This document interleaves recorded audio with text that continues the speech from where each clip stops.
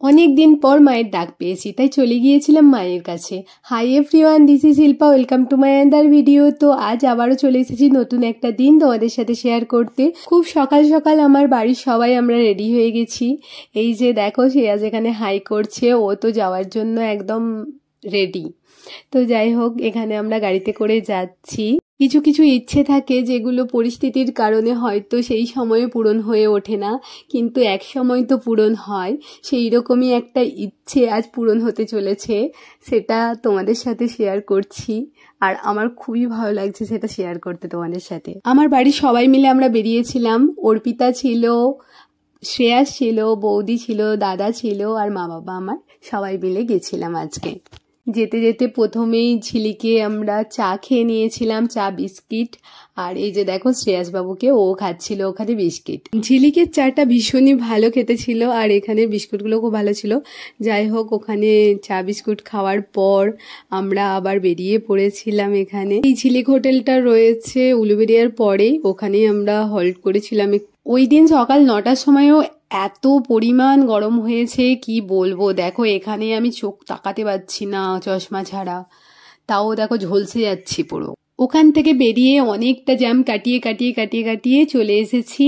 আর এই দেখো, মায়ের মন্দিরের দর্শন পেয়ে গেছি ব্রিজ থেকেই। তো তোমরা বুঝতেই পেরেছো, আমি দক্ষিণেশ্বর যাচ্ছি প্রথমে আজকে। ওখানে নেমেই আমরা সবাই হেঁটে হেঁটে পৌঁছে গেছি। এই যে দেখো, মায়ের মন্দির দেখা যাচ্ছে। তারপর আমরা হেঁটে হেঁটে চলেছি। প্রথমে হচ্ছে একটু গঙ্গায়, একটু নিজেদেরকে শুদ্ধ তো করে দিতে হবে। তো গঙ্গায় গেছিলাম, ওখানে একটু গায়ে জল দিয়ে নিয়েছিলাম।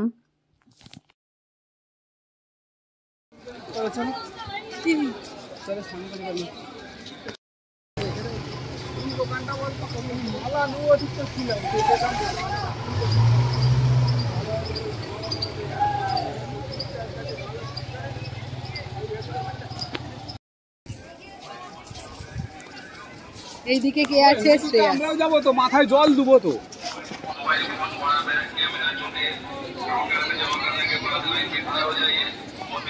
এখানে দেখো কতগুলো হনুমান বসে আছে, প্রচুর হনুমান এখানে। আর সব বাচ্চাগুলো, প্রচুর বাচ্চাও রয়েছে এখানে, সব গাছে ঝুলছে। এখান থেকে বেরিয়ে ডালা নিয়ে আমরা পুজো দিয়ে দিয়েছিলাম, কারণ ফোন তো রেখে দিয়ে যেতে হয়, সবাই জানো। তো পুজোটা দিয়ে নিয়েছি। দক্ষিণেশ্বর থেকে বেরিয়ে গিয়েছিলাম আদ্যাপীঠে, ওখানে তো গেটটা বন্ধ থাকে, তো বাইরে থেকেই প্রণাম করে বেরিয়ে এসেছিলাম সবাই মিলে। এখানে দেখো অর্ধেক ঝলসে গেছি। তারপরে তো বাকিটা এখনো ছিল, মা উড়ালপুরে বাকিটা ঝলসানো বাকি ছিল, সেটা একদম দুটো রুটির মাঝে স্যান্ডউইচ হয়ে গেছি। তারপরেই চলে গিয়েছিলাম কালীঘাটে। দেখো নতুন করে সাজানো হয়েছে, কতটা সুন্দর লাগছে। কালীঘাটের মন্দিরটা একদম চেঞ্জ হয়ে গেছে। বহু বছর আগের একটা ইচ্ছা আমার আজকে পূরণ হলো।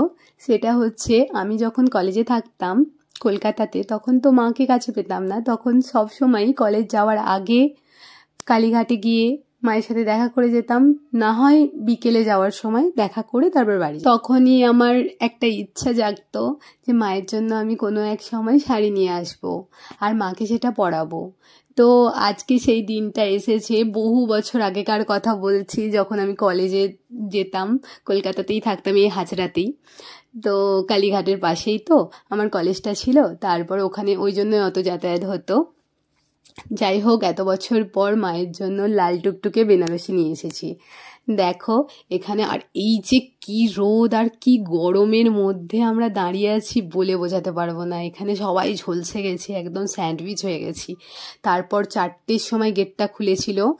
বিশ্বাস করবে না, আমি যখন ওই রোদের মধ্যে, গেটটা বন্ধ ছিল, আমরা 3টেই পৌঁছেছিলাম, তো অনেকক্ষণ দাঁড়াতে হয়েছে। বাবারও শরীর খারাপ করছিল, আর আমার এত পরিমাণ শরীর খারাপ করছিল। আমি মায়ের গর্ভগৃহে প্রবেশ করি, তখন আমার হঠাৎ করেই যেন আমি ভালো হয়ে গেলাম। এর কিভাবে বোঝাবো যে কিভাবে হলো আমি জানি না। অবশেষে মায়ের দর্শন হয়ে গেছে এবং মাকে শাড়িটা পরানোও হয়ে গেছে। দক্ষিণেশ্বরেও মাকে শাড়িটা দেওয়া হয়ে গেছে। কিছু কিছু ইচ্ছে এইভাবেও পূরণ হয়। ওখান থেকে বেরিয়ে যাই আমরা বড়বাজারে। ওখানে আমার কিছু শপিং করার ছিল, আমরা অনেক অনেক শপিং করে নিই। ওখানে অনেক শাড়ি কিনেছি। তারপর আমার স্পেশাল দিনের জন্য স্পেশাল শাড়িটা কিনে নিয়েছি ওই দিন, তো সেটা পরে তোমাদের সাথে অবশ্যই শেয়ার করব। এরম সুন্দর সুন্দর ভিডিও তোমাদের সাথে পরবর্তীকালে আমি শেয়ার করে থাকবো। তোমরা আমার চ্যানেলটা সাবস্ক্রাইব করে দিও এবং পাশে থাকা বেল আইকনটি ক্লিক করে দিও যাতে অল নোটিফিকেশান তোমাদের কাছে চলে যেতে পারে। আমার চ্যানেল থেকে যদি কিছু ভালো লেগে থাকে লাইক করো, কমেন্ট করো এবং শেয়ার করতে ভুলো না। Stay tune for the next video. Till then by.